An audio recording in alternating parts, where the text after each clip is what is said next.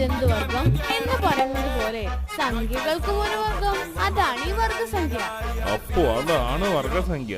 നീ ആള് കൊള്ളാലോ. Thank you sir. എന്നാ കുറച്ച് ഈസി ആയിട്ടൊരു കണക്ക് തരാം. മനക്കണക്കാ. മനക്കണക്കല്ല, എനിക്ക് മനപ്പാടമാണ്. 1 കിലോഗ്രാം തേങ്ങ എടുക്കുക. ദൈവമേ, എന്നെ കൊണ്ടാവില്ല അത്രയ്ക്കൊന്നും ഒറ്റയ്ക്ക് എടുക്കാം. ഒരു തേങ്ങ തന്നെ കഷ്ടിച്ച് പൊട്ടിയാലായി. നിന്നോട് പൊക്കാനല്ല പറഞ്ഞത്, കണക്കിലെ ചോദ്യമാണ്. ഒന്ന് പൂർത്തിയാക്കട്ടെ.